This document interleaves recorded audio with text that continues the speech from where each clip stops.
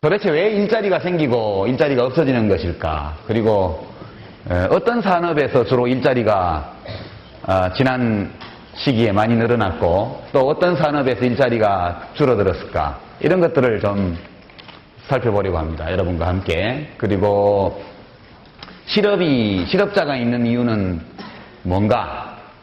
그리고 이 실업자를 줄이기 위해서는 어떤 정책이, 대책이 필요한가? 그리고 왜 우리나라에서는 만족할 만한 숫자의 일자리가 우리가 원하는 시간 안에 생기지 않는 것일까? 그런 것들을 다 함께 살펴봅니다. 그리고 지금 대학에서 공부하고 있는 학생들이 왜 이렇게 취직하기가 어려운 것일까? 언제 풀릴까? 이것이 누구 책임일까? 예, 이런 것들에 대해서 함께 살펴보도록 하겠습니다. 먼저 실업이란 게 뭐냐? 그건 뭐 설명 안 해도 알 겁니다. 일하고 싶은데 자기가 일하고자 하는 의지를 가지고 있는 경우에도 일할 곳을 찾지 못한 사람, 열심히 직장을 찾고 있지만 직장을 찾을 수 없는 사람이 실업자입니다. 되게 그런 것을 비자발적 실업이라고 합니다. 근데 자발적 실업도 있겠죠? 일부러 잠시 실업자로 지내는 겁니다. 이제 새로운 직장을 찾기 위해서 기존의 직장을 버리고 잠시 구직 시간을 갖는 이런 실업도 있죠. 이런 것도 이제 자발적 실업이다 이렇게 얘기를 합니다. 대개 실업의 종류에는 4가지가 있어요. 첫 번째가 마찰적 실업. 지금 막 말한 자발적 실업이 이 마찰적 실업에 해당합니다. 기존 직장을 다니면서 여가 시간을 이용해서 새로운 직장을 찾을 수도 있지만 새로운 직업 교육을 받거나 또는 더 많은 정보를 이제 얻기 위해서 정보 검색 활동을 하거나 이런 걸 하기 위해서 직장을 그만두고 일정 기간 동안 실업급여를 타면서 새로운 직장을 찾는 이런 것들을 마찰적 실업이라고 합니다. 이건 큰 문제가 아니겠죠. 이제부터 이제 비자발적 실업, 원하지 않는데 실업자 사소한 것부터 말하면 계절적 실업이 있습니다. 이거는 자연환경의 영향을 많이 받는 산업 분야에서 그 산업에 아주 해로운 자연환경이 조성되는 시기에 실업자가 생기는 겁니다. 금방 생각나죠? 건설. 건설 경우는 한겨울에 우리나라는 기후 특징 때문에 한겨울에는 콘크리트 양생이 되지를 않고 또 혹한기에는 차량 이동이라든가 어려움이 있고 사고 위험이 높아지기 때문에 한겨울에는 이제 건설업 분야에서 많은 실직자가 나오게 됩니다. 계절적 실업이라고 그러고요. 또 농업 노동자들의 경우에는 농번기에는 일자리가 있지만 역시 농한기에는 일자리를 찾기 어렵게 됩니다. 이런 것이 계절적 실업이라고 합니다. 대개 그래서 1월달 실업률을 조사를 해보면 6월이나 10월 실업률보다 높게 나타납니다. 세 번째가 경기적 실업.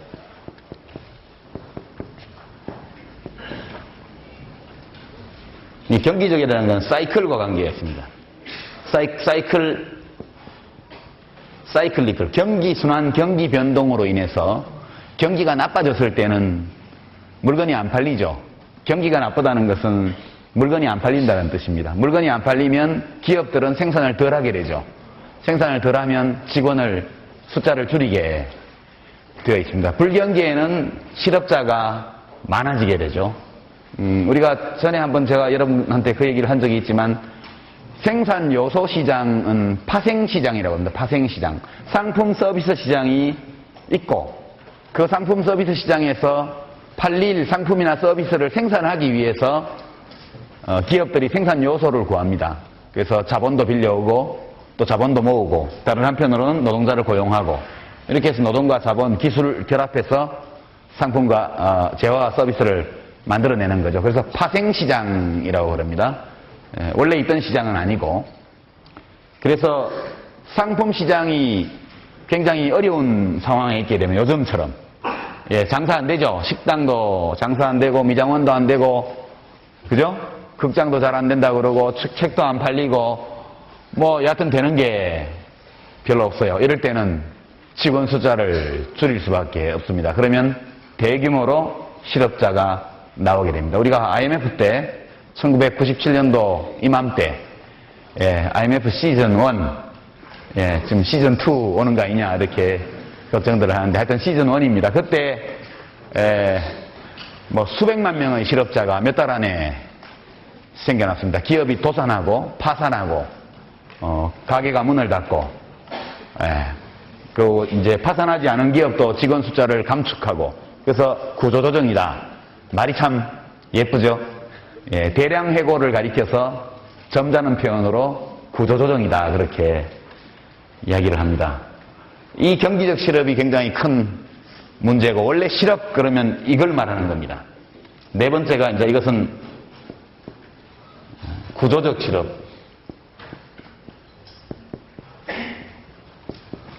구조적 실업은 경기적 실업과 다릅니다. 경기적 실업은 경기가 나빠졌기 때문에 그 나쁜 시기에 업종을 불문하고 여하튼 일자리 숫자가 전체적으로 구직자 숫자보다 적기 때문에 생기는 실업인데 반해서 구조적 실업은 한쪽에는 일자리를 찾는 구직자가 있고 다른 한편에는 사람을 찾는 빈자리가 있고 이게 동시에 존재하는 것이 구조적 실업입니다. 구조적 실업은 그야말로 구조적인 건데요. 그래서 경기가 좋을 때에도 구조적 실업은 늘 존재합니다. 구조적 실업이 나타나는 이유는 노동 수요하고 노동 공급의 구조가 맞지 않아서 그렇습니다. 그러니까 이 노동 수요는 아까도 말씀드린 것처럼 파생 수요입니다. 파생 수요.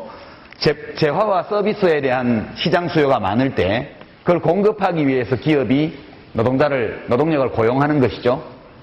근데 어떤 시기에는 뭐 소비재에 대한 수요가 많이 생기고 다른 시기에는 좀 다른 데 대한 수요가 생기고 세월이 지나가고 사회가 변하고 그리고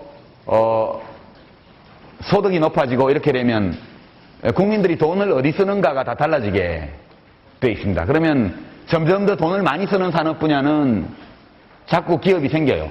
사람들이 점점 더 돈을 적게 쓰는 산업 이런 데에는 일자리가 없어져 가죠. 근데 옛날에 없어져 가는 산업에 일하던 사람은 팽창하는 산업에 가서 일할 수 있는 기능을 못 갖고 있는 경우가 많습니다. 그냥 농업이 위축되고 제조업이 큰다. 이럴 때 평생 농사를 짓던 사람이 갑자기 공장에 가서 프레스를 찍을 수는 없는 것이죠. 그러니까 노동자가 가지고 있는, 구직자가 가지고 있는 특성하고 그 다음에 노동력을 수요하는 기업이 요구하는 노동력의 특성하고 안 맞을 때 구조적인 실업이 발생합니다. 이런 것들은 여러 이유 때문에 나타나는데요. 이 불일치가 일어나는 이유는 소득 변화라든가 또는 인구 변화라든가 고령자가 많아지면 고령자들이 주로 쓰는 재화와 서비스 수요가 높아지게 돼 있죠. 이런 것도 산업 구조 변화의 원인이 됩니다. 그 다음에 무역을 하면 각 국가들이 자기가 경쟁력이 있는 쪽으로 전문화를 하게 됩니다. 그럼 경쟁력이 약한 산업은 위축되고 경쟁력이 강한 산업은 확장이 되죠. 뿐만 아니라 생산 기술 변화입니다. 지금 포스코 포항 공장이나 또는 광양 공장에 가보면 사람이 거의 보이지 않습니다.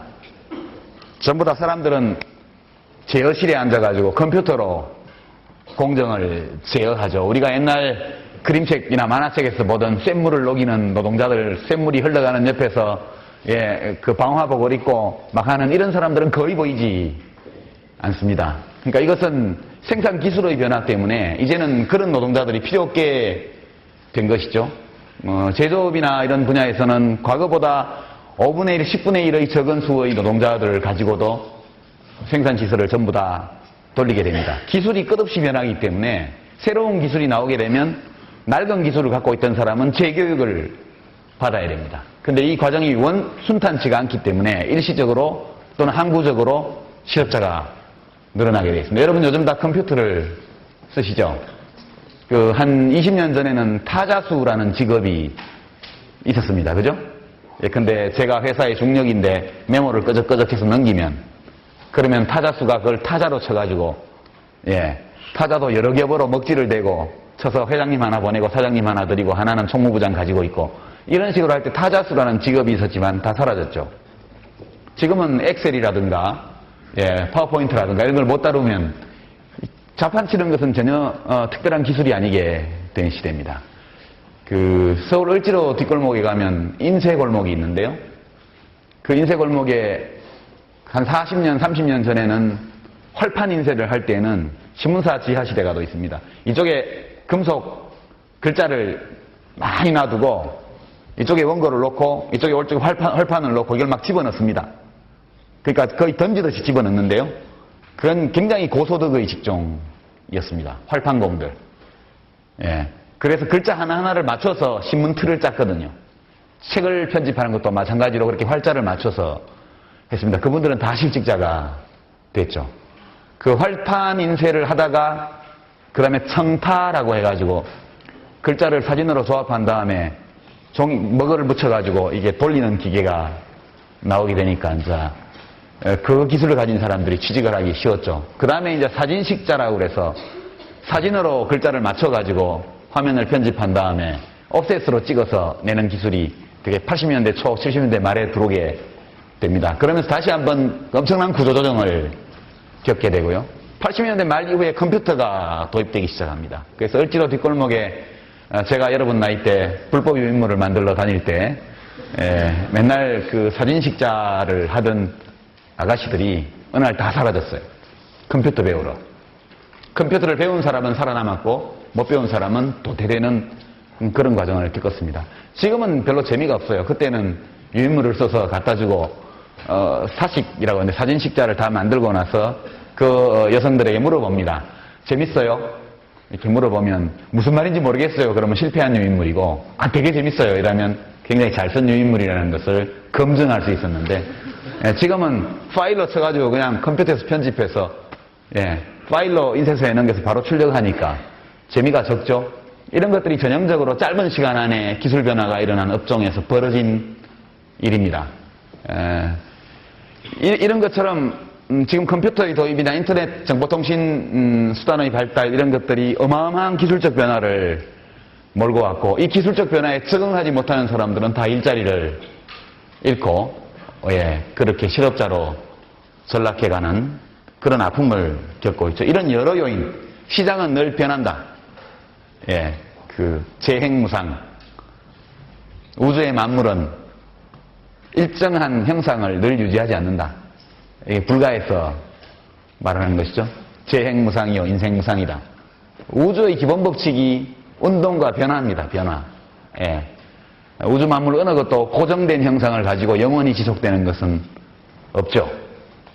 이 경제도 예외가 아닙니다.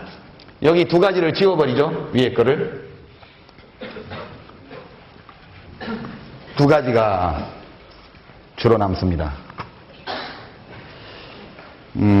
이 구조적 실업에 대한 대책은 간단하지는 않지만 그래도 할 수 있습니다. 국가가 자원을 많이 투입하면 할 수 있어요.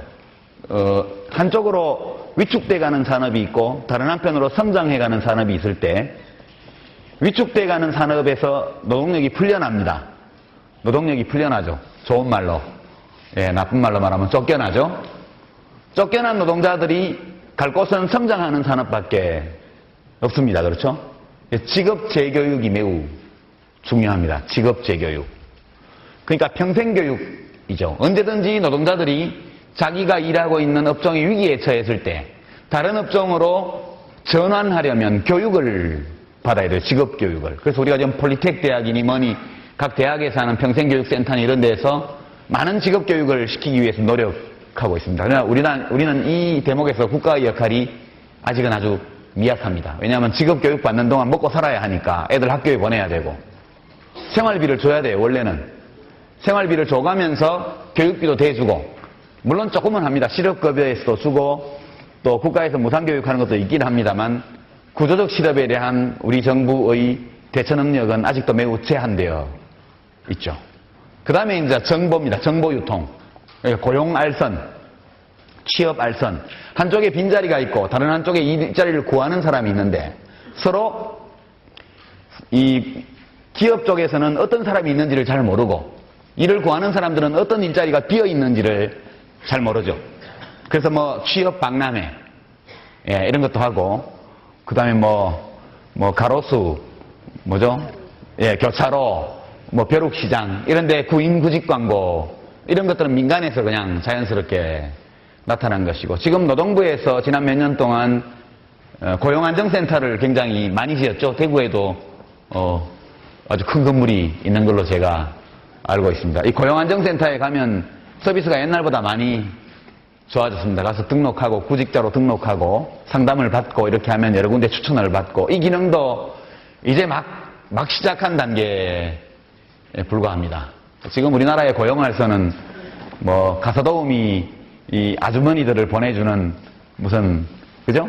그 무슨 어머니회 이런 이름이 붙어 있는 고용알선 민간기관 이런 데가 있고 그 다음에 이제 구조적 실업을 예방하려면 미래 예측이 필요하죠. 미래 예측. 앞으로 5년 후, 10년 후, 15년 후, 20년 후에 우리 대한민국이 어떤 모습이 될 것인가. 그리고 10년 후, 20년 후에는 각각 그 시점에서 어떤 산업이 커져 있을 것이냐. 그리고 그와 같은 산업에서 일하는 사람들에게는 어떤 기능적 능력이 필요할 것인가. 이런 것들에 대한 전망 예측, 그리고 정확한 정보 서비스, 그리고 그에 맞게끔 교육기관의 공급 구조를 바꿔주는 것. 근데 백날 졸업해도 취직 안 되는 학과를 계속 놔두게 되면 학생들은 19살 때 뭣도 모르고 거기를 와가지고 졸업하고 나면 취직할 곳이 없죠. 그래서 이 노동 공급과 노동 수요가 맞지 않기 때문에 생기는 것이 구조적 실업이니까 수요는 국가가 통제할 수 없습니다. 그것은 막 빠르게 변하고 그리고 국가의 권능 밖에서 자기 논리에 의해서 변해갑니다. 국가가 해야 될 일은 이것을 가능한 한 정확히 예측해서 국민들에게 정보 제공을 해주는 겁니다. 그래서 국민들은 아이들을 키울 때 혹은 자기가 공부를 할 때 전공을 선택할 때 어느 걸 할 것인가를 결정할 때 뭐 사회적 고정관념이나 편견이나 뭐 체면이나 이런 걸 살피기보다는 정부나 믿을 만한 연구기관에서 제공하는 미래의 잡마켓, 노동시장 예측 이런 것들을 보면서 우리 아이의 적성을 볼 때 이쪽으로 보내야 되겠다. 이렇게 선택해야 취업 가능성이 높아지지 본인에게 맞지도 않고 또 국가적으로 볼 때 성장할 가능성도 없는 산업에 필요한 기능을 계속 익혀주게 되면 나중에 취직을 못하고 재교육을 받아야 되는 그런 사태가 생기게 됩니다. 우리나라의 구조적 실업이 제법 심각한 것은 주로 고등교육기관의 학과 구조가 실제 산업이 그 학생들이 졸업한 이후에 요구하게 될 노동력의 특성과 잘 맞지 않기 때문에 생기는 측면이 매우 큽니다.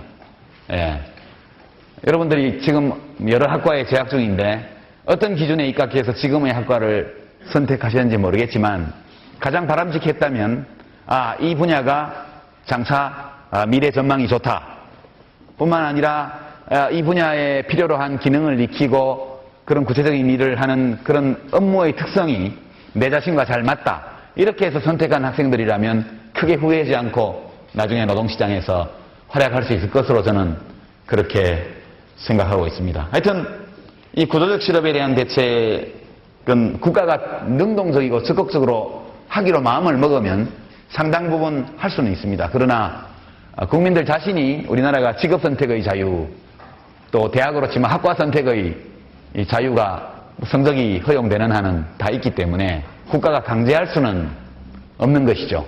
그래서 국가의 권능이 일부 제약되기는 하지만 유용한 정보를 믿을 수 있게 풍부하게 서비스함으로써 많이 예방할 수 있습니다. 여러분 신문기사에 앞으로 미래학자들 앞으로 15년 후 유망직종 이런 거 나오면 잘 보십시오. 되게 안 맞는 경우도 있지만 맞는 경우가 많이 있습니다. 제가 아는 어떤 선배는 70년대 초반에 섬유 산업이 아주 잘 나갈 때 섬유공학과를 지망했습니다. 그때 월급이 거기가 제일 많았거든요. 대구가 아주 잘 나갈 때 이야기입니다. 대학에 입학한 이후에 학교를 다니다가 중간에 군대를 그때는 3년 할 때니까 3년 갔다 오고 그 졸업을 하고 나니까 섬유산업이 끝나버렸어요. 이런 일이 많이 있습니다. 대한민국은 대한민국 경제의 성장을 주도하는 주력산업,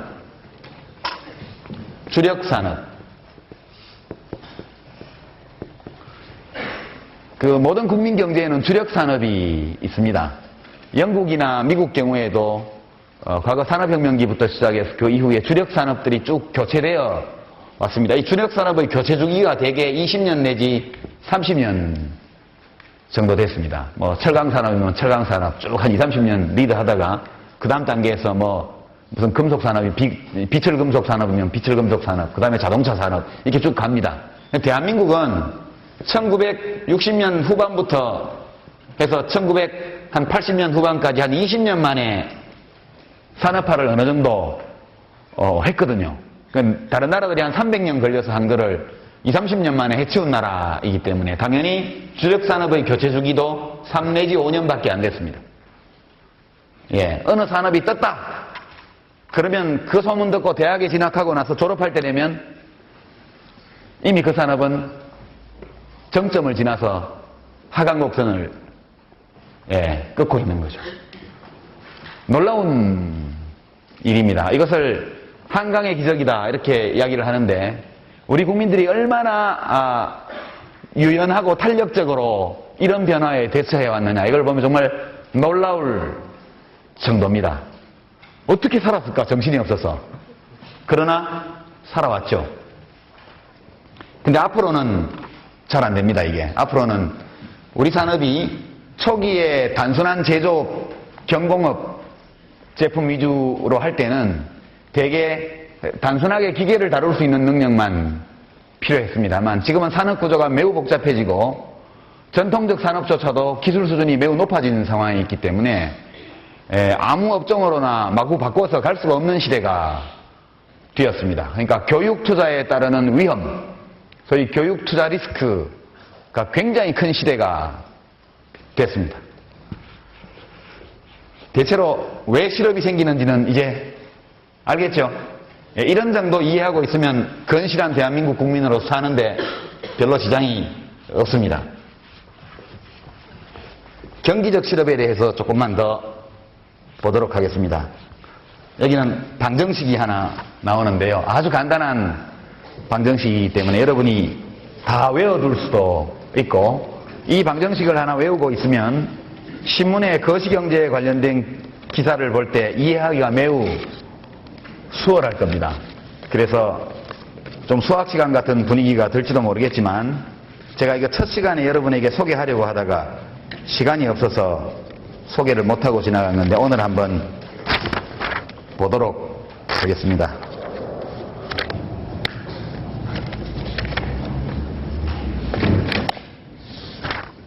예, 이거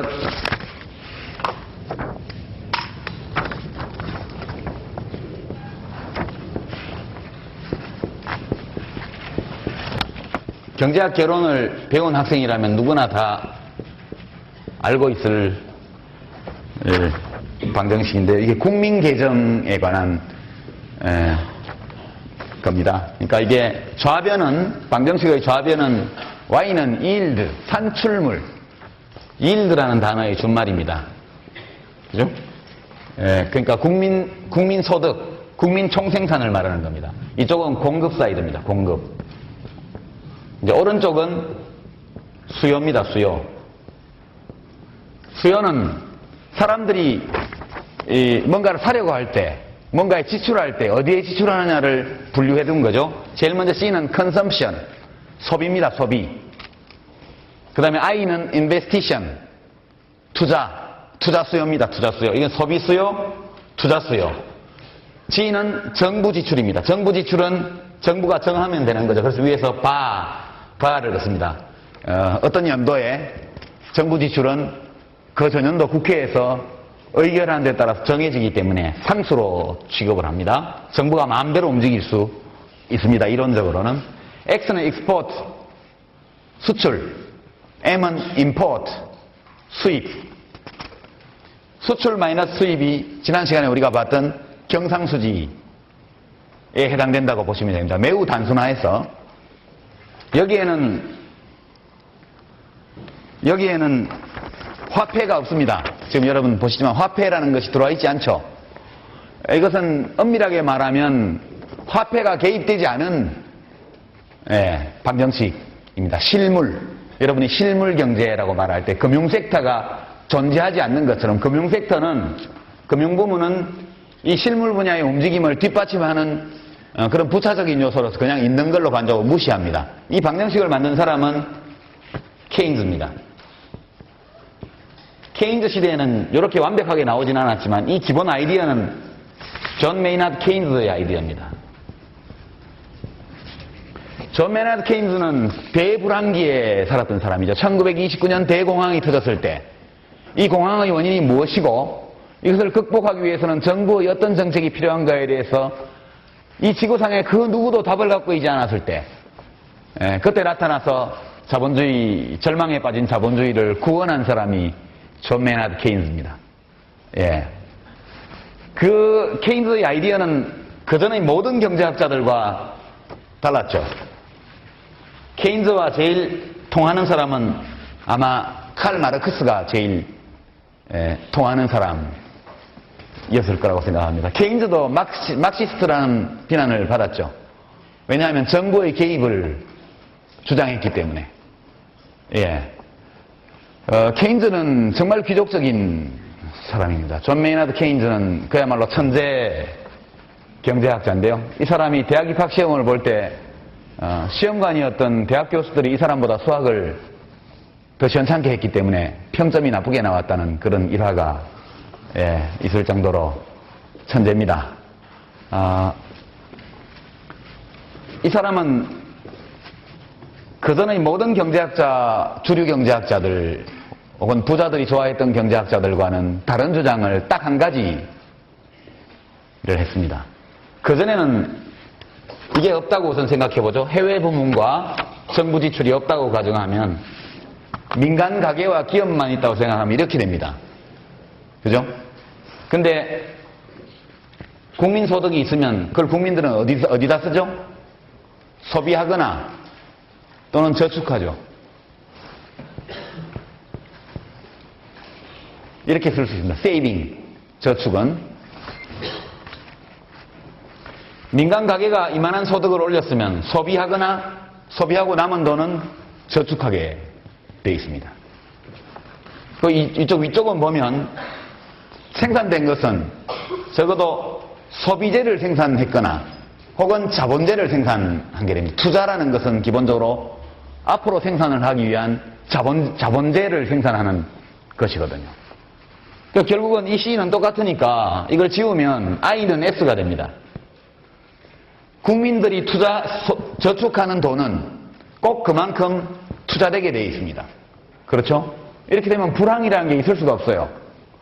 국민들이 돈을 벌어가지고 소비하고 남은 거를 저축하면 기업들은 그 저축된 돈만큼을 투자하게 되어 있습니다.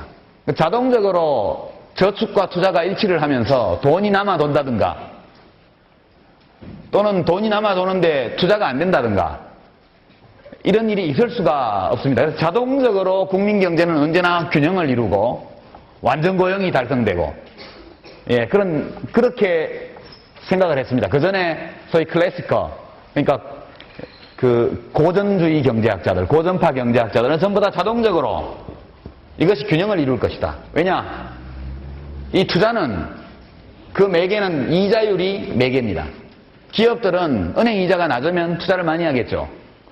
왜냐하면 투자 수익이 10%짜리가 있을 때 은행 이자가 15%면 투자 안 하겠죠. 그러나 투자 수익률이 10%짜리가 있는데 은행 이자가 5%다. 그럼 돈 빌려서 투자하면 무조건 5% 남는 거예요. 그러니까 이자율이 내려가면 투자가 늘어나고 이자율이 올라가면 투자가 내려갑니다.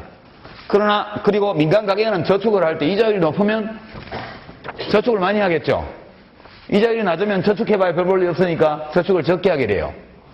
그래서 투자와 저축이 불일치하면 이자율이 올라가거나 내려와가지고 자동적으로 어느 시점에선가 투자와 저축이 균형을 이루게 만들어주기 때문에 공황, 대불황 이런 것은 있을 수 없다 이렇게 생각을 했습니다. 실제 심각한 불황이 여러 차례 있었지만 경제학자들 눈에는 그것이 보이지 않았죠.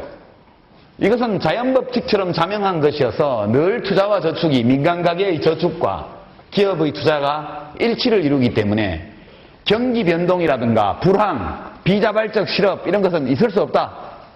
이렇게 생각을 했습니다. 그런데 케인즈는 달랐죠. 케인즈는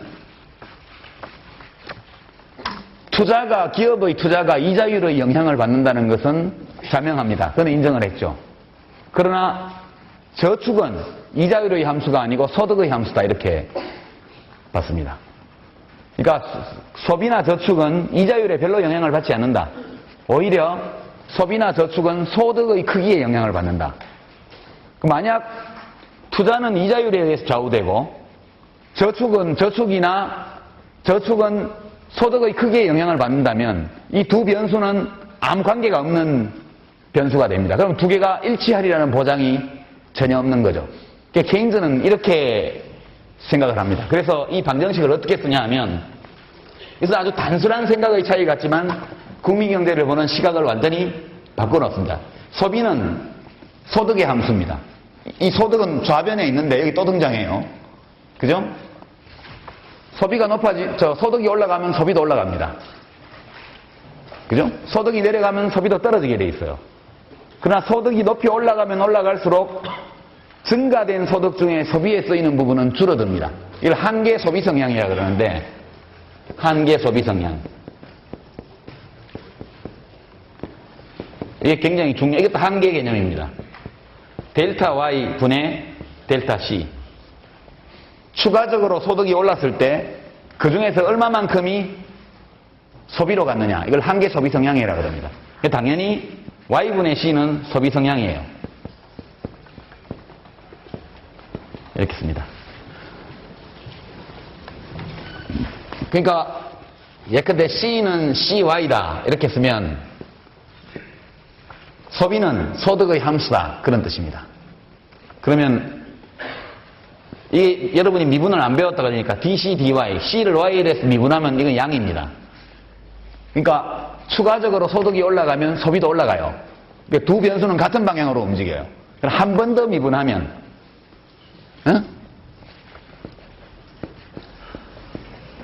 이렇게 씁니다. 그냥 이 기호예요. 이건 음이 됩니다.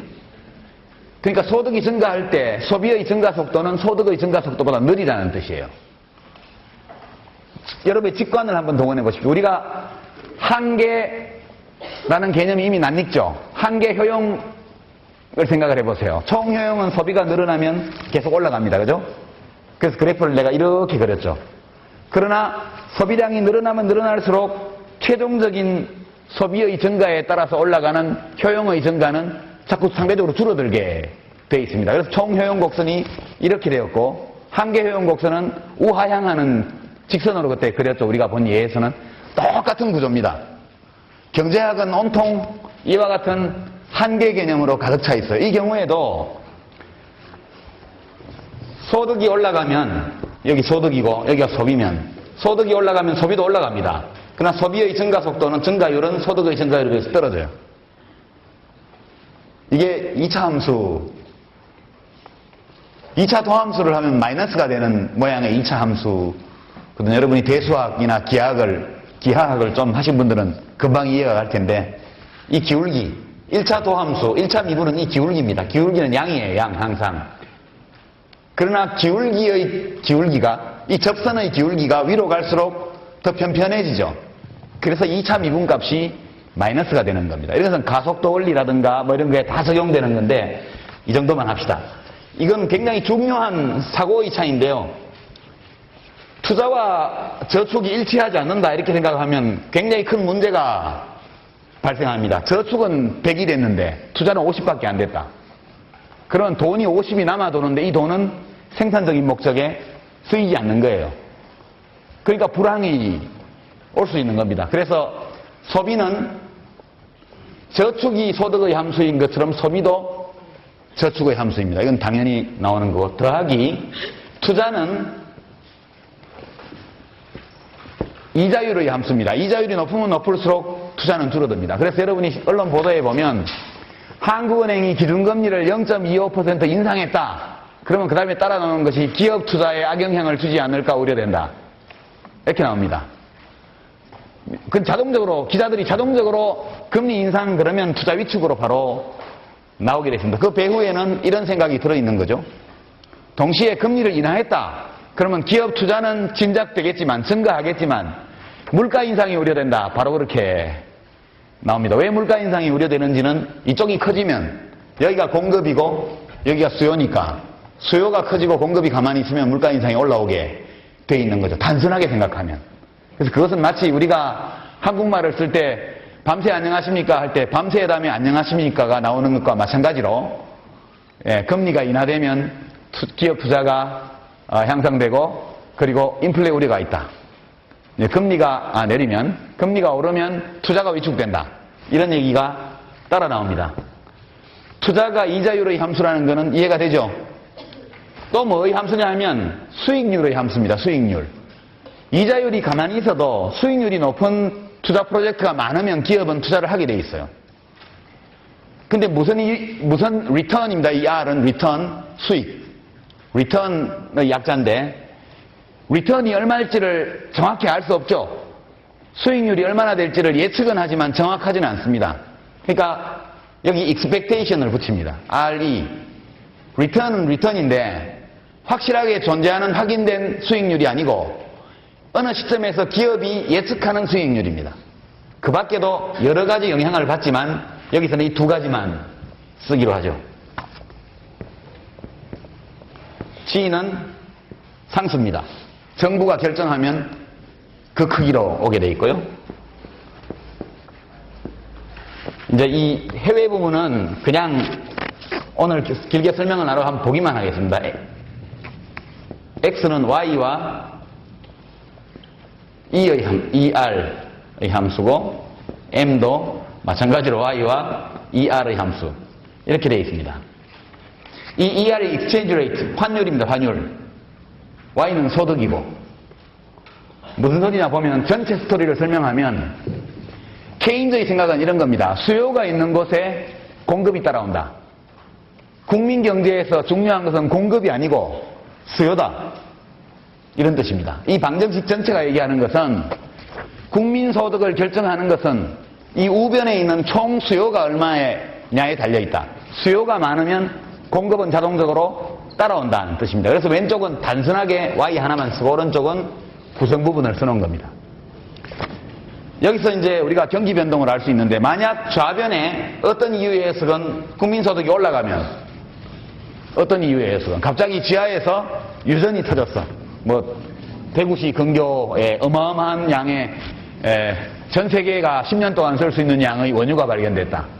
그러면 그 순간 국민소득이 엄청 뛰겠죠. 그런 이유에 뛰었다. 그러면 소비가 는다는 뜻입니다. Y가 여기 들어있는 것은 좌변에 Y가 올라가면 여기 C가 올라가게 자동적으로 올라갑니다. 따라서. 그리고 나서 이 C가 올라가면 좌변도 또 올라가겠죠. 이게 이른바 누적적 순환입니다. 누적적 순환. 여러분 언론 보도에서 보면 소비가 국내 소비가 위축되어서 내년도 성장률이 낮아질 것이다 이렇게 얘기합니다. 그것은 C가 Y에 미치는 영향을 이야기하는 겁니다. 거꾸로. 하여튼 이 좌변과 우변은 서로 얽혀 있어요. 단순하지가 않습니다. 투자를 봅시다. 투자. 이명박 대통령께서 선거 때 약속한 것이 내가 비즈니스 프렌들리 하니까 내가 당선되면 곧바로 기업이 투자를 많이 할 것이다. 이렇게 얘기했죠. 기억납니까? 많은 국민들이 기대를 했습니다. 맞아. 노무현 대통령 재벌들하고 사이가 안 좋았으니까.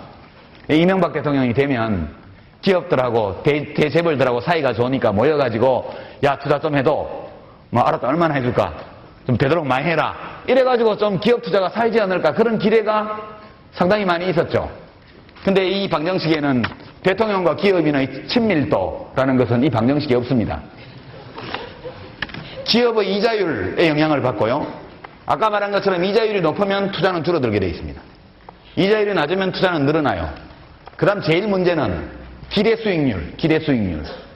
기대수익률은 기업이 투자를 할 때 은행 이자가 낮다 하더라도 투자를 할 때 이 낮은 금리보다는 더 높은 수익을 올릴 수 있겠지 라는 기대가 있어야 투자를 하는데 이 기대가 없다.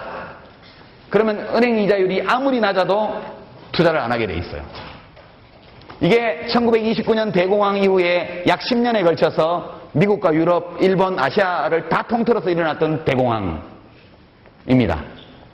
돈은 넘쳐나는데 투자를 안 해요. 어떤 기업도. 왜 안 하느냐? 경기가 앞으로 계속 나쁠 것이라고 예측하기 때문에 투자를 해서 물건을 만들어도 안 팔릴 거다. 일본 경우에 잃어버린 10년, 지난 90년대. 일본이 금리가 마이너스였습니다. 그러니까 물가 인상률이 뭐 3%에 은행 명목 이자율이 2.5%. 돈 빚었다가 1년 있다가 갚아주면 0.5% 이익 보는 거죠. 그걸로 아무것도 안 해도. 화폐 가치가 1년에 3% 떨어지는데 이자율은 2.5%밖에 안 돼요. 마이너스 금리입니다. 그럼에도 불구하고 기업이 투자를 안 했어요. 10년간의 대불황이 있었습니다. 일본에. 이것이 이런 경우입니다. expectation, 기대가 너무 낮기 때문에 금리가 제로가 되어도 기업들이 투자를 안 하는 것이죠. 그 경제는 쉽니다. 이렇게 얘기하죠. 경제는 쉽니다 하는 것이 이 방정식에는 여기에 들어 있습니다. 미래의 경제가 좋지 않을 것이라고 누구나 예측한다면 아무도 투자를 하지 않아요. 그렇습니다. 정부 지출. 자, 이제 다시 봅시다. 어떤 이유에 의해서 거꾸로 보면 국민소득이 내려가기 시작했어요. 어떤 이유에 의해서는 상관없습니다. IMF 같은 것이 터졌던 또는 금융불안에 대한 어떤 걱정 때문에 기업들이 갑자기 위축돼서 투자를 안 해서 그렇든 광우병 파동이라든가 AI라든가 또는 멜라민 파동이 나와서 식당들이 다 문을 닫아버려가지고 갑자기 소득이 줄었든 여하튼 어떤 이유에서는 소득이 일단 줄었다 하면 소비도 반드시 줄어들게 돼 있어요. 이 줄어든 소비는 다시 국민소득의 감소에 영향을 미치게 돼 있습니다. 누적적인 악순환이에요. 무슨 이유에 의해서건 이 기대 수익률이 내려갔다. 그러면 인베스티션이 내려가게 돼 있습니다. 우변이 내려가면 좌변도 내려가겠죠. 좌변이 내려가면 내려갈수록 국민소득이 줄어들면 줄어들수록 소비 수요도 줄어들고 경기 전망도 나빠지기 때문에 기업들은 더더욱 투자를 안 하게 돼 있습니다. 그래서 상당 부분 경제가 심리라는 말은 이 방정식에서도 알 수 있습니다. 이렇게 소득이 내려가서 소비도 줄고 투자도 부진하고 이 상황에서 정부 같으면 이걸 어떻게 해야 되겠습니까? 내린다? 올린다? 내린다 손 들어보세요. 올린다. 예, 여러분들이 장관보다 낫습니다. 이런 상황에서 감세를 하면 지출을 줄여야죠. 당연한 거 아닙니까? 균형 재정을 하려면. 감세를 하려면 지출을 줄여야 됩니다. 감세를 한다는 것은 감세를 해서 민간 가게의 지갑을 두둑하게 해줘가지고 이 소비를 올리겠다는 뜻이죠. 그렇겠죠. 가처분 소득이 늘어나면 소비를 더 많이 할 거니까. 또 법인세를 감세해주면 기업들이 돈이 더 많아지니까 투자를 많이 할 거다 이렇게 생각하고 감세를 하는 겁니다. 근데 만약 돈이 없어서가 아니고 이자율이 너무 높아서가 아니고 기대 수익률이 너무 낮기 때문에 경기 전망이 너무 어둡기 때문에 기업들이 투자를 안 하고 있는 거라면 그러면 이 감세는 여기에 아무런 영향을 미칠 수 없게 됩니다. 뿐만 아니라 앞으로 경제가 계속 어려워질 거다 이렇게 소비자들이 생각해서 지갑을 꼭꼭 닫는다면 감세 혜택을 줘도 계속 저축을 하거나 재테크를 하게 되겠죠. 소비를 안 하고. 이런 경우에는 감세가 거의 아무런 영향을 미칠 수 없게 됩니다. 반면 균형 재정을 달성한다. 국가가 빚을 더 안 지겠다 이렇게 말하는 경우에는 반드시 government expenditure, 그러니까 G라고 씁니다. 정부 지출을 줄일 수밖에 없겠죠. 그렇지 않아도 소비도 줄고 투자도 부진한데 정부 지출마저 줄이면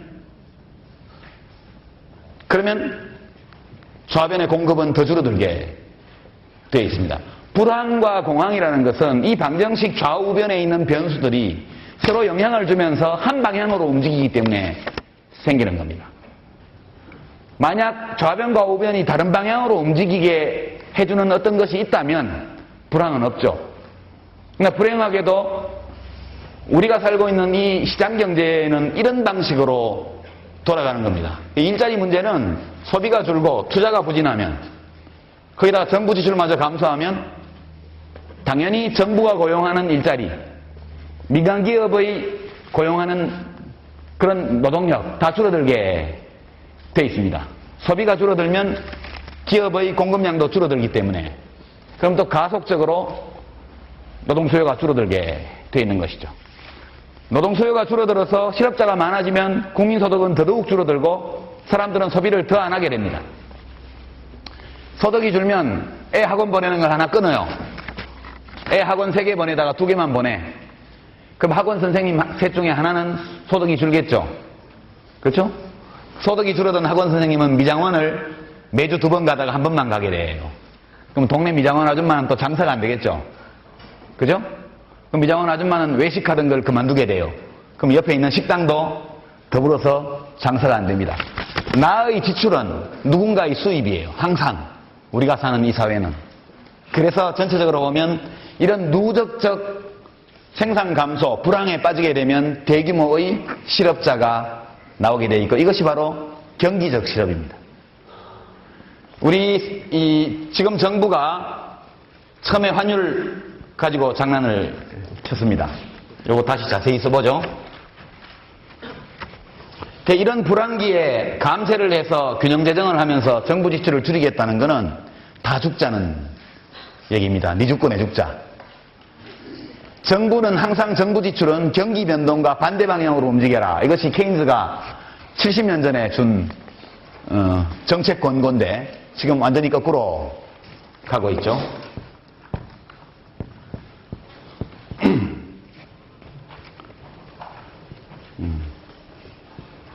이거 좀 더 자세히 써볼게요.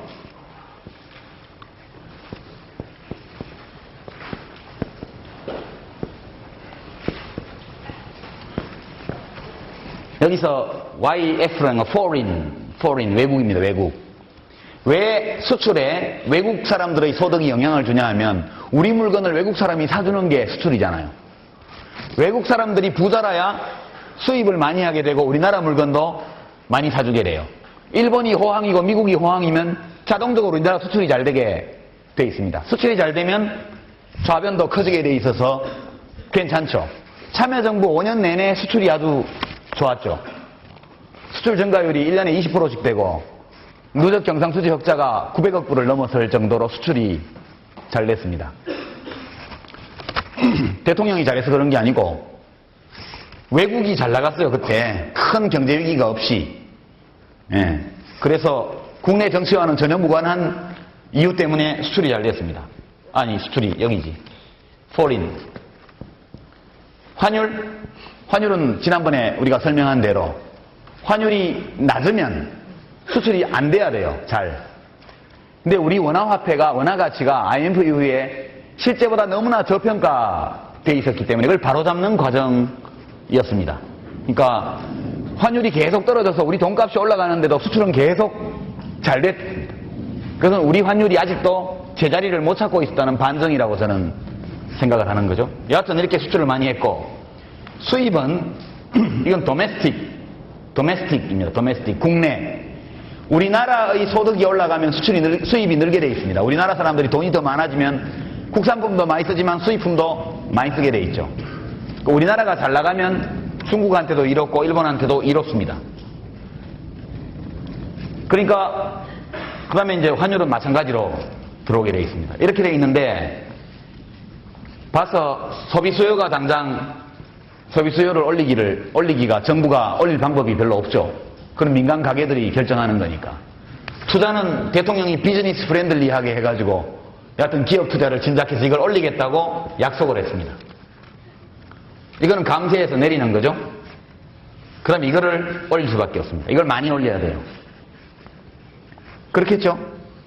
이것은 정부 마음대로 잘 안 되고 이것도 원래는 정부 마음대로 잘 안 되는 건데 하여튼 지도자의 리더십으로 올리고 그 다음에 요걸 올리기 위해서 또 요걸 올리기 위해서 요걸 내려주고 희망사항이죠. 요거 내렸을 때 요게 올라간다는 보장은 없지만 어쨌든 이 정책을 하는 사람들은 요것을 내리면 저것이 올라갈 것이라고 생각을 하는 거죠. 작은 정부, 큰 시장입니다. 요것을 줄이면 작은 정부고 줄인 만큼이 가게나 민간 가게나 기업의 가처분 소득 또는 투자 자금으로 가서 이게 커진다. 이게 작은 정부, 큰 시장이라는 이데올로기죠. 작은 정부에서 큰 시장이 될 수는 있지만 작은 정부를 한다고 반드시 시장이 커진다는 보장은 없죠. 역사적으로도 없고 이론적으로도 없습니다. 이렇게 되니까 이건 마음대로 안 되고 요거는 하여튼 그렇게 하고 요거는 내리고 요거 내리니까 요거를 보충을 해야 되니까 이거를 많이 올려야 돼요. 근데 외국의 국민소득을 우리가 마음대로 못하죠?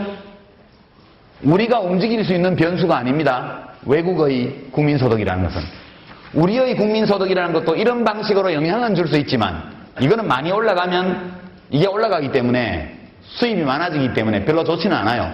그렇지만 올리는 게 중요하겠죠. 마음대로 할 수 있는 거는 이거라는 뜻이죠. 환율을 올리면 우리나라 돈값이 싸지고 한국 제품의 물건값이 결과적으로 내려가는 거니까 수출이 늘 것이다. 환율이 올라가면 우리나라 돈값이 싸지고 외국 돈값이 비싸지니까 우리 국민들은 수입을 덜 할 것이다. 환율을 올리면 이 큰 관로 안에 있는 것이 쫙쫙 올라갈 것이다. 이것이 희망사항이었습니다. 그래야 7% 성장을 하지. 그죠? 7% 성장을 하려면 저렇게 비상한 수단을 쓰지 않으면 안 돼요. 그래서 강만수 지식경제부 장관 맞나요? 이번에는 지식재정부 장관. 아니, 기획재정부 장관. 헷갈린다. 강만수 씨가 자기는 고환율 정책을 쓴 적이 없다 이렇게 얘기를 했는데 모든 나라가 다 환율 주권을 가지고 있다 이렇게 말한 사람이 딴 사람이었나요? 아니죠. 그리고 환율이 지금 너무 낮다라는 의미를 가진 말들을 여러 차례 했습니다. 그러니까 누구나 생각하기에 현 정부는 747 공약이라는 국민소득 증가 프로그램을 보든 아니면 대통령의 오른팔이라는 사람의 발언을 보든 환율이 올라가게 돼 있구나라고 누구나 예측할 수 있는 상황이었습니다. 근데 지난 시간에 우리가 본 것처럼 수출 중소기업들이 키코에 가입을 했죠. 이걸 어떻게 해석해야 될지 모르겠어요, 저는. 환율이 오를 것이라고 누구나 예측할 수 있었는데 왜 환율이 많이 오르면 손실을 2배, 3배 보는 키코에 계약을 했는지 저는 지금도 이해가 안 돼요. 그러니까 기업들이 잘 몰랐을 것이다. 충분히 그 위험성을 이해하지 못하고 계약했을 것이다. 이렇게 저는 생각을 하는 거죠. 자, 이제 경기적 실업을 얘기하다가 이렇게 왔습니다. 이렇게 되니까 지금 환율을 가지고 그렇게 좀 해보려다가 지금 완전히 미국 서프라임 모기지부터 시작해서 금융위기가 오면서 완전히 망해버렸습니다. 환율이 어제도 보니까 무슨 100몇십 원 뛰었는데 오늘은 어떻게 되는지 모르겠네. 하여튼 이렇게 해서 여기는 통제 불가능한 상황으로 들어가 버렸습니다. 여기는. 지금 우리 정부로서는 통제를 할 수 없는 상황으로 와버렸죠. 그러니까 총체적으로 앞으로 성장률이 어떻게 될 것인가 알 수가 없어요.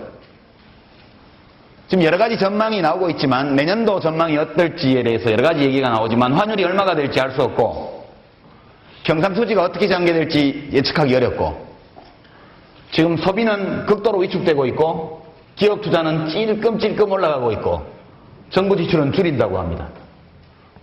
무슨 일이 벌어질까요? 제가 보기에는 경기적 실업이 확대될 가능성이 매우 높다. 그렇습니다. 그래서 경기적 실업을 설명하다 여기까지 왔는데 여기까지 일단 하고요. 여러분들이 이것을 수학적으로 완벽하게 이해할 필요는 없습니다. 그러나 우리가 살고 있는 이 경제가 상승기에 있을 때, 하강기에 있을 때 어떤 일들이 벌어지고 도대체 그것이 어떤 것의 영향 때문에 그렇게 전개되는 것이며 정부가 어디에 영향을 미칠 수 있는가? 정부의 정책은 이자율에 영향을 미칠 수 있고요. 한국은행이. 그 다음에 정부 지출의 규모에 정부가 영향을 미칠 수 있고 그 다음에 간접적인 구두 개입이라든가 혹은 외환시장에 달러를 풀었다 조였다 하는 이걸로 해서 환율을 어느 정도 조작할 수 있습니다. 평상시에는. 지금은 이것이 정부의 손을 떠나버렸죠, 지금. 제가 지난번에 환율 다루면서 이명박 대통령께서 조용히 기업 총수들을 만나서 좀 협상을 하시기를 바랬는데 무슨 어느 분이 재판 앞두고 하루 쇼를 하고 예, 삼성그룹이 하루에 10억 달러를 풀었다는 소문이 파다한데요. 예, 그날 하루만 풀고 그냥 포스코하고 두 군데, 그 다음날부터 깜깜무소식입니다. 그래서 지금 환율이 정신을 못 차리고 있는 상황이죠. 경기적 실업은 앞으로 악화될 가능성이 많이 있습니다. 이게 지금 상황이고, 지난 한 10여 년간 잃어버린 10년 동안 우리 노동시장에 어떤 일이 있었는지를 한번 그 데이터를 좀 보여주죠. 예, 통계청에 이거 여러분 내가 다 저기다 올려놨습니다. 동영상 강의 게시판에 가면 이 자료들이 전부 다 올라 있습니다. 이것이 지금까지 본 것이 원리상 일자리라는 것이 어떤 요소에 영향을 받는가를 본 것이고, 실제 우리나라의 국민들이 뭘 하면서 살고 있는가, 이 데이터를 한번 함께 보도록 하겠습니다. 이게 지금 방해가 되지? 자, 이 상태로 2008년 8월하고 2000년 8월 두 시점만 비교를 했습니다. 지금 어저께 나온 뉴스는 2008년 9월 말 9월 현재 2007년 9월과 비교해서 일자리가 얼마나 많이 생겼는가, 그걸 비교한 것이고, 이 표에서 보면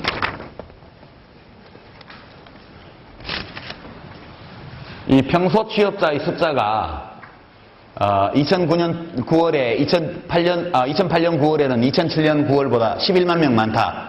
그 통계입니다. 어제 발표된 것은. 지금 2000년 8월하고 2008년 8월 8년간의 차이를 두고 지금 비교를 해봅니다. 해보면 이 8년 동안 우리나라의 산업 구조에 어떤 변화가 있었는지를 거의 한눈에 알 수 있습니다. 경제활동 인구는요, 그 당시에 222만 명, 2225만 명 정도였습니다. 지금은 2438만 명이 경제활동 인구입니다. 여기서 취업자를 빼고 나면 나머지가 실업자가 되는 거죠. 한 70만 명 내외, 별로 많지는 않습니다. 우리나라 실업 통계가 굉장히 기준이 물렁하기 때문에 그렇게 실업률은 낮게 나오고 있죠. 농업과 임업을 봅시다. 이게 11.4%였던 것이 8년 만에 7.5%로 줄었습니다. 대단히 많이 줄어들었죠. 8년 만에 지금 한 4% 정도 줄어들었으니까 해마다 0.5% 정도가 줄어들었다, 이렇게 보시면 되겠습니다. 어업, 광업은 넘어가고요. 제조업을 보시죠. 제조업은 8년 전에 19.9%였던 것이 424만 명, 지금은 17%입니다. 그러니까 약 3% 감소했습니다. 농업 못지않게 빠른 속도로 감소하고 있다는 걸 알 수 있죠. 농업과 임업이 4% 감소하는 동안 제조업은 약 3% 감소했습니다. 이 제조업의 그 일자리 감소는 이미 2000년보다 훨씬 이전부터 시작됐습니다. 1990년대 들면서부터 조짐이 나타나서 1990년대 중반부터 본격적으로 제조업 일자리가 줄어들기 시작합니다. 제조업이 17%밖에 안 된다 생각했던 것보다 좀 더 적죠? 이 데이터를 보고 놀라는 분들이 많습니다. 이렇게 적으냐? 앞으로도 계속 줄어들 겁니다. 그 다음에 이제 건설업을 보시죠. 불변입니다. 7.6%. 운합하고 뭐 해봐야 큰 영향 없겠죠. 여기서 건설업 분야에서 10% 고용 증가를 이룬다 하더라도 전체에 비하면 약 0.7% 증가하는 데 불과합니다. 그러니까 토목 건설 사업을 아무리 해도 여기서는 별반 큰 고용 유발 효과가 나지 않는다는 것을 알 수 있습니다. 옛날보다 이것도 현저히 줄어든 수치인데요. 우리가 SOC 건설을 많이 했기 때문에 이제 길을 세로로는 더 뚫을 데가 없고 횡축으로 지금 고속도로를 내고 있죠. 그래도 옛날처럼 그렇게 많이 지을 수는 없습니다. 그렇게 돼 있고요. 도소매업, 이게 18%이던 것이 계속 줄어서 약 15%까지 왔습니다. 여기 고용이 굉장히 많이 이루어지고 있죠. 그 다음에 이제 숙박, 음식업, 이것도 꽤 됩니다. 이게 건설업보다 비중이 더 높죠. 건설업보다 모텔, 식당 참 어마어마하게 많습니다. 우리나라는 인구 80명당 식당이 하나라고 그러는데요. 약 60만 개. 예, 동네 분식집부터 시작해가지고 어마어마하게 큰 갈비집까지. 예, 완전한 공급과 있는 상태입니다. 국민 80명당 식당이 하나 있어서 그 장사가 잘 된다? 그것은 불가능한 일이 되겠습니다. 그렇지만 고용 비중은 굉장히 높습니다. 다른 나라보다.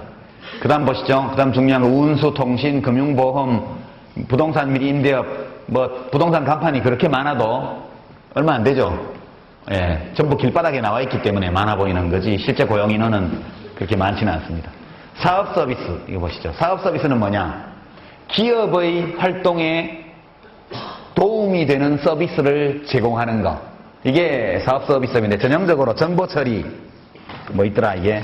예, 정보 처리, 연구 개발, 법무 서비스, 회계 서비스, 광고, 고용 알선 이런 것들이 전부 기업의 활동을 돕는 서비스고 이 일이 전부 사업 서비스에 속합니다. 소위 고소득 자영업자 중에 사자 붙은 변리사, 회계사, 변호사 이런 국내용 라이센스를 취득한 분들이 여기 주로 종사하고 있죠. 이것은 굉장히 빠른 속도로 늘고 있습니다. 지금 전체 비중이 지금 3.24%가 8년 동안 늘었으니까요. 자체로 보면 증가율이 한 80% 정도 되죠. 굉장히 빠른 속도로 늘고 있고 부가가치가 여기가 제조업의 10배가 넘습니다. 그리고 이제 비즈니스의 무대가 국내만 있는 것이 아니고 해외에도 지금 많은 비즈니스 기회가 있는 영역이기 때문에 앞으로도 이 사업 서비스업은 확대될 것이고 이 사업 서비스업의 증가 속도가 다른 것의 감소를 보충하기에는 너무나 부족할 정도로 지금 느리다. 이것이 우리가 고학력 청년층의 취업이 어려운 첫 번째 이유가 되겠습니다. 이 사업 서비스업이 더 빠른 속도로 성장해야 합니다. 이거하고 좀 올려보시죠. 금융은 지금 망해버려가지고 지금 좀 어려움이 있긴 하지만 여하튼 금융이 중요합니다. 그 다음에 이제 교육 서비스를 보시죠. 교육 서비스 5.6%에서 7.4%로 꽤 많이 늘어났습니다. 교육 서비스업은 그 수많은 학원을 생각하시면 되겠습니다. 예, 이게 국민소득 18,000불 시대에 OECD의 다른 나라들과 비교하면 수요 충족률이 100%가 되는 업종, 유일한 업종이 교육 서비스입니다. 이건 사교육 때문에 나라 망한다 이렇게 말을 하지만 사교육이 한꺼번에 사라지면 대한민국은 실업자로 넘쳐나게 될 겁니다.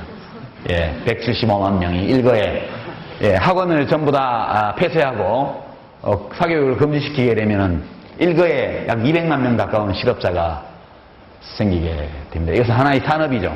지금 와서 어떻게 해볼 수도 없는 그런 산업이 되었고 바야흐로 이명박 정부 아래에서 날개를 달고 지금 가고 있습니다.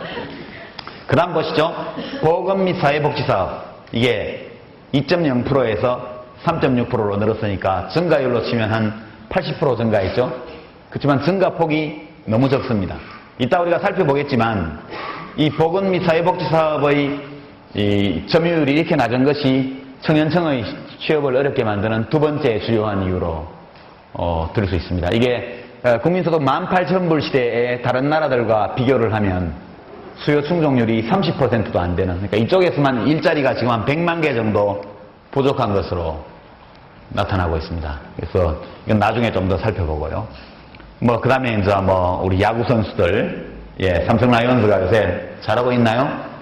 어제 역전패 당할 때, 그런 거 다 포함해서 지금 아이들 방과 후 축구교실의 선생님, 그죠?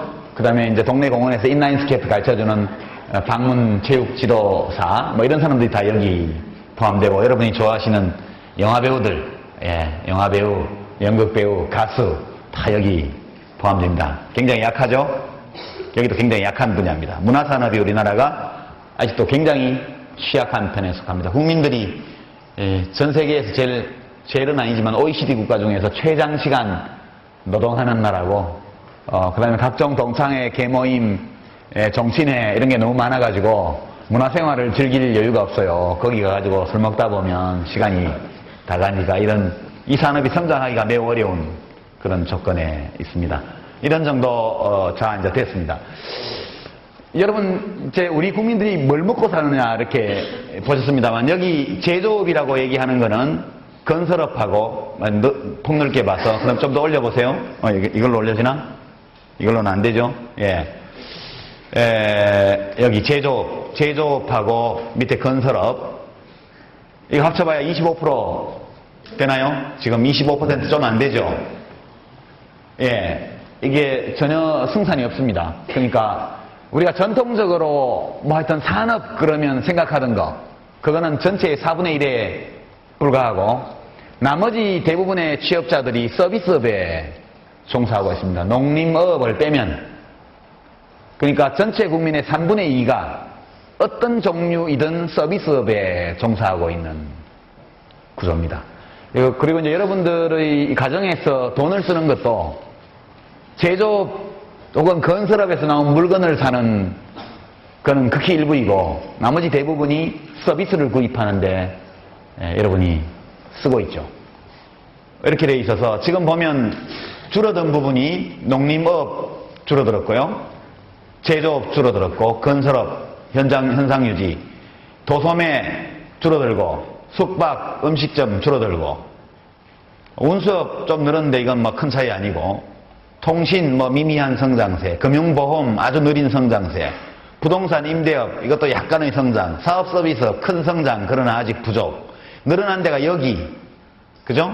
여기 금융보험 사업 서비스, 교육 서비스, 그 다음에 보건 및 사회복지 사업, 예, 그리고 이제 공공수리 개인 서비스 이런 정도 문화 여기가 늘어난 분야입니다. 그러니까 이 추세는 앞으로도 계속될 거기 때문에 지금 감소되고 있는 분야에는 별반 비전이 없어요. 제조업도 특별하게 제조업과 관련된 기술적 우위를 가지고 있는 경우에는 괜찮습니다만 일반적으로 어떤 산업이 앞으로 더 성장할 것이고 어떤 산업이 위축될 것이다 하는 것을 대체로 이 표를 보면 알 수 있습니다. 맨 위를 보여주시죠. 위로 올려봐요. 여기 비교를 해봅시다. 2000년 8월하고 2008년 8월 8년 시차를 두고 몇 명이 늘었죠? 계산 빠른 학생 계산해보세요. 약 25만 명 늘었죠? 25만 명 되나요? 좀 안 되나요? 236만, 213만이니까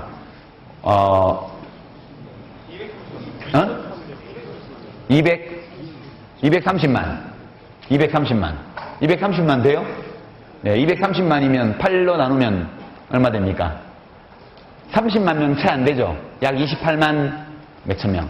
그러니까 지난 잃어버린 10년 동안, 잃어버린 10년 동안 한 해에 약 30만 명에 조금 미달하는 정도의 일자리 증가가 있었죠. 1년에 30만. 근데 해마다 새로 진입하는 사람들은 그보다 훨씬 많았죠, 노동시장에. 그래서 청년 백수가 많은 겁니다. 그 차이만큼. 구직 활동을 포기하고 경제활동 인구에 안 들어오니까. 여기 경제활동 인구도 보면 2300, 2100, 230만 명 정도 늘었죠.